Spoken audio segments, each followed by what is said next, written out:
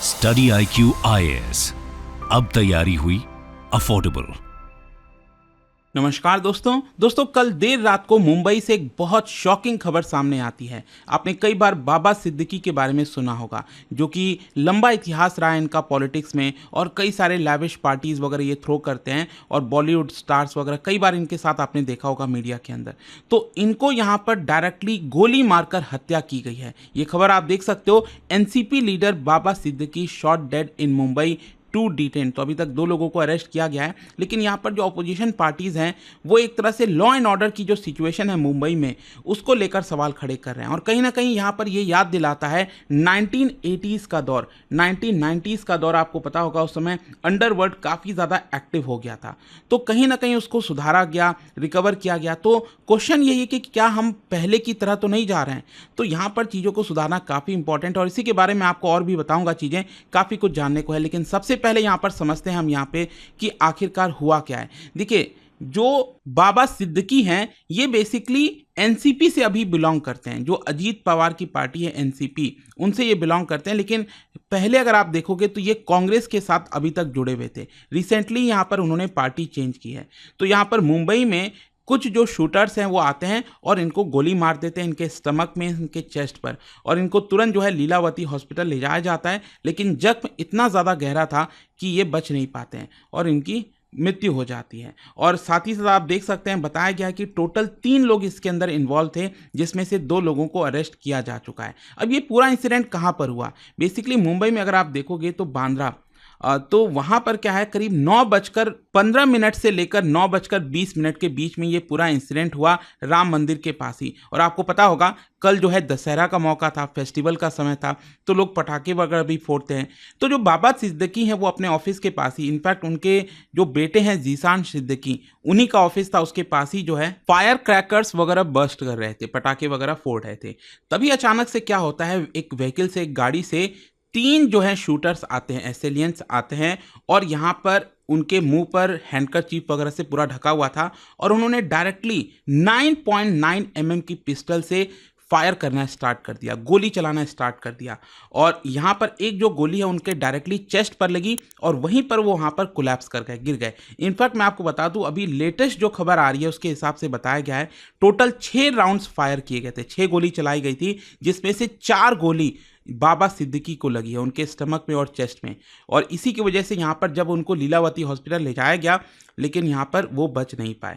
और तुरंत इसके बारे में जब पुलिस को अलर्ट किया गया, पुलिस वहाँ पर पहुँची और करीब 2 लोगों को अरेस्ट किया जा चुका है। एक जो पर्सन है वो उत्तर प्रदेश से बिलोंग करता है, और दूसरा जो है वो हरियाणा से बिलोंग करता है। और जो तीसरा सस्पेक्ट है वो अभी भागा हुआ है, उसको पकड़ने की कोशिश की जा रही है। जब तक मैं वीडियो रिकॉर्ड कर रहा हूँ तब तक अभी ये सिचुएशन है। खैर, यहाँ पर क्वेश्चन ये है कि गवर्नमेंट का क्या कहना है इन सारे चीज़ों को लेकर। मैं आपको बता दूं, एक तो जो महाराष्ट्र के चीफ मिनिस्टर हैं एकनाथ शिंदे, उन्होंने कहा है कि इसके ऊपर स्ट्रिक्ट एक्शन लिया जाएगा, और जो भी रिस्पॉन्सिबल है उनको हम बख्शेंगे नहीं। इनफैक्ट आप देख सकते हो, उन्होंने ये भी कहा है कि एक फास्ट ट्रैक कोर्ट ये भी एक तरह से बनाया जाएगा, ताकि जो पूरा मामला है उसको सुलझाया जा सके। इसके अलावा मैं आपको बता दूं कि जो लॉ एंड ऑर्डर की सिचुएशन होती है वो डायरेक्टली होम मिनिस्टर के अंडर में आती है। तो महाराष्ट्र के जो होम मिनिस्टर हैं वो इस समय deputy chief minister Devendra Fadnavis ji हैं, वो भी तुरंत हॉस्पिटल गए। और जिस पार्टी से वो बिलोंग करते थे, अजीत पवार की जो पार्टी है एनसीपी, वो भी यहाँ पर ट्विटर पर उन्होंने डाला और कहा कि मुझे बहुत ज़्यादा दुख है, उनकी हत्या हुई है, और वो हमारे बहुत ही करीबी मित्र थे जो मैंने यहाँ पर खोया है। खैर, बाबा सिद्दीकी के बारे में अगर मैं आपको बताऊं तो आप देख सकते हैं कि 3 बार एमएलए रह चुके हैं बांद्रा वेस्ट से, मुंबई में जो बांद्रा वेस्ट है, और कांग्रेस पार्टी के साथ करीब 48 ईयर्स तक थे, ऑलमोस्ट 50 साल तक वो कांग्रेस पार्टी के साथ बने हुए थे। लेकिन इसी साल फरवरी में जो है वो कांग्रेस पार्टी छोड़ देते हैं, और अजीत पवार की जो पार्टी है एनसीपी, उसको ज्वाइन कर लेते हैं। इनफैक्ट उनके जो बेटे हैं जीशान सिद्दीकी, वो भी यहाँ पर कांग्रेस में थे, लेकिन कांग्रेस पार्टी उनको अगस्त में ही निकाल देती है, एक्सपेल कर देती है। इसके अलावा आप देख सकते हैं जो 3 बार वो एमएलए बने थे बांद्रा वेस्ट से, वो था 1999 का ईयर, 2004 एंड 2009, और वो मिनिस्टर ऑफ स्टेट भी रह चुके हैं for food and civil supplies, minister of state for labour, FDA. 2004 से 8 के बीच में उनको मिनिस्टर भी बनाया गया था। और आप देख सकते हैं, बताया ये जाता है कि जो उनका पॉलिटिकल एक्यूमेंट था वो तो था ही, वो काफ़ी ज़्यादा जाने जाते थे, पॉलिटिक्स में अंदर इन्वॉल्व रहते थे, लेकिन कई प्रकार की जो लैविश पार्टीज़ वगैरह होती हैं, मीडिया कवर करती है, आप कई बार सोशल मीडिया खोलते हो, तो यहाँ पर क्या है कि जो शाहरुख और सलमान खान, इनके बीच का किस्सा काफ़ी ज़्यादा फेमस है कि इनके बीच में बात नहीं होती थी, आपको पता है, एक राइवलरी चलती थी। लेकिन 2013 में जब इफ्तार पार्टी इन्होंने थ्रो किया, होस्ट किया, तब यहाँ पर शाहरुख खान और सलमान खान के बीच में भी जो पूरा संबंध है उसको जोड़ने में बाबा सिद्दीकी का काफ़ी ज़्यादा रोल था।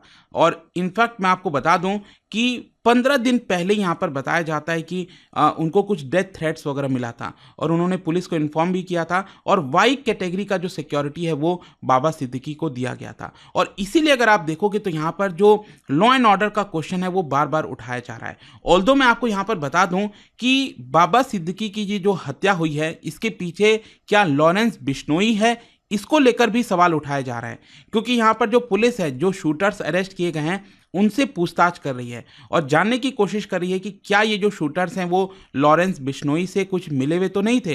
क्योंकि यहाँ पर एक्चुअली अगर आप देखोगे तो बाबा सिद्दीकी और सलमान खान काफ़ी करीबी हैं, और रिसेंट टाइम्स में आपने देखा होगा सलमान खान के ऊपर कई बार गोली चलाने की कोशिश की गई, उनको भी मारने की कोशिश की गई, और इसके पीछे जो है लॉरेंस बिश्नोई का जो पूरा गैंग है वो बताया जाता है। तो कहीं ना कहीं यहाँ पर ये भी एंगल निकल कर सामने आता है कि सलमान खान की वजह से तो कहीं बाबा सिद्दीकी को नहीं मारा गया। खैर जो भी, अभी एक कोई पुख्ता चीज़ें नहीं है, सब स्पेकुलेशन है, और इसी की वजह से मुंबई पुलिस ने यहाँ पर 5 मेंबर्स की जो टीम है उसका गठन किया है ताकि इसके बारे में जांच की जा सके। और यहाँ पर जिस पिस्टल से शूट किया गया था 9.9 mm का, उसको भी एक तरह से रिकवर कर लिया गया है। लेकिन जो ऑपोजिशन पार्टीज है उन्होंने जमकर बरसा है सरकार के ऊपर और क्वेश्चन किया है कि आखिरकार मुंबई का लॉ एंड ऑर्डर सिचुएशन क्यों खराब होता जा रहा है। यहाँ पर एक पॉलिटिशियन को जिसको वाई लेवल की सिक्योरिटी दी गई है, उसके बावजूद भी उसको मार दिया जाता है, तो आखिरकार चल क्या रहा है, और वो भी बांद्रा जैसे इलाके में।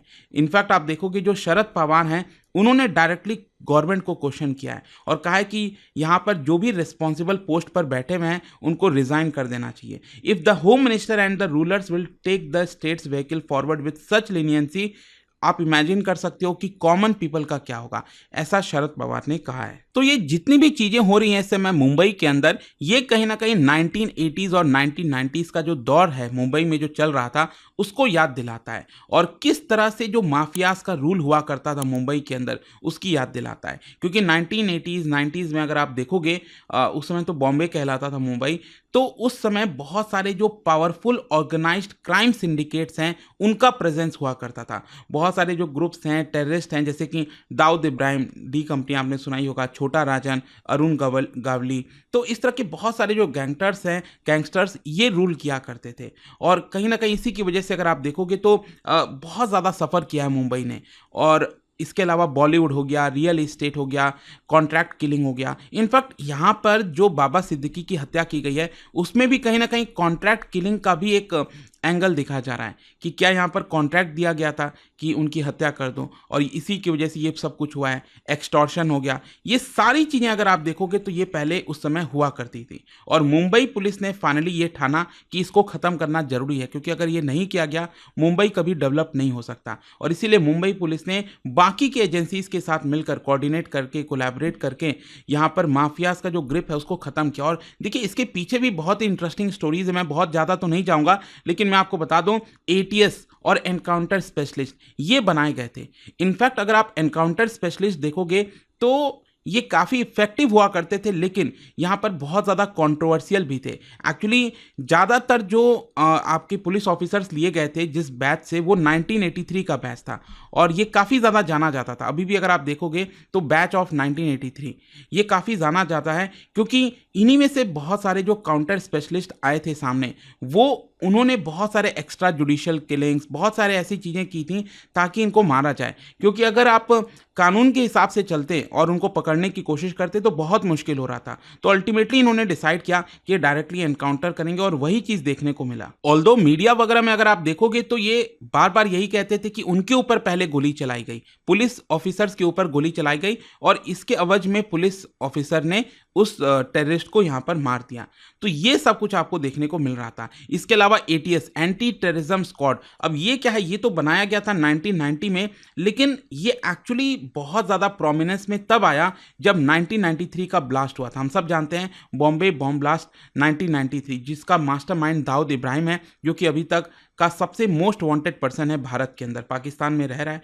तो यहाँ पर क्या है कि 1993 के बाद ये जो एंटी टेररिज्म स्क्वाड है वो काफ़ी ज़्यादा एक्टिव हो गया, ताकि जो पूरा टेरर नेटवर्क है और जो ऑर्गेनाइज्ड क्राइम सिंडिकेट्स है उसको पूरी तरह से ध्वस्त किया जाए, ख़त्म किया जाए। और इसी का नतीजा था जब यहाँ पर लॉ एंड ऑर्डर सिचुएशन ठीक हुआ। आप देख सकते हैं यहाँ पर बताया जाता है कि जो रैम्पेट कॉन्ट्रैक्ट किलिंग्स हुआ करती थी, एक्सटॉर्शन एक्टिविटीज़ हुआ करती थी, वो सब खत्म हो गया। बॉलीवुड इंडिपेंडेंस हो गया, क्योंकि इनका बॉलीवुड के अंदर बहुत ज़्यादा हस्तक्षेप होता था। तो ये कहीं ना कहीं बॉलीवुड एक तरह से अच्छा हुआ उनके लिए। रियल इस्टेट बिजनेस अगर आप देखोगे तो ग्रो नहीं कर पा रहा था, तो ये खत्म करने के बाद ग्रो हुआ। तो आप इसका डायरेक्टली लिंक देख सकते हो कि जब तक लॉ एंड ऑर्डर सिचुएशन ठीक नहीं होगा, कोई भी रीजन हो, कोई भी पर्टिकुलर सिटी हो, वो डेवलप नहीं कर सकता। तो कहीं ना कहीं सरकार को इसके बारे में सोचना चाहिए और देखना चाहिए कि ये वापस हम उसी दौर में ना चले जाएं। खैर, आपका क्या सोचना है इसको लेकर मुझे कमेंट्स में जरूर बताइएगा। जाने से पहले एक इंटरेस्टिंग क्वेश्चन आप सभी के लिए। बेसिकली क्या है, जो क्रिटिकल इंफॉर्मेशन इंफ्रास्ट्रक्चर है भारत में, उसी से रिलेटेड 2 स्टेटमेंट मैंने दिया हुआ है, आपको बताना है कौन सा करेक्ट है। और इसका राइट आंसर आप सबको पता है, मेरे इंस्टाग्राम पर तो मिलेगा ही, वहां पर अगर आप नहीं हो कोई बात नहीं, टेलीग्राम से ले सकते हैं इसका सही उत्तर। मैं कई सारे जो MCQs हैं वो यहाँ पर स्टोरीज में डालता रहता हूँ। अगर आपको PDF ये तो टेलीग्राम पर आइए, अलग अलग सोशल मीडिया पर आप जुड़ पाओगे। और जैसा मैंने आपको बताया, अगर आप UPSC की तैयारी कर रहे हैं, कोई भी बैच चाहते हैं, you can simply use this code Ankit live to get maximum discount. And I hope कि वीडियो आपको पसंद आया होगा। मिलता हूं आपसे next time. Till then, thank you very much, see you soon. Study IQ IAS, अब तैयारी हुई अफोर्डेबल।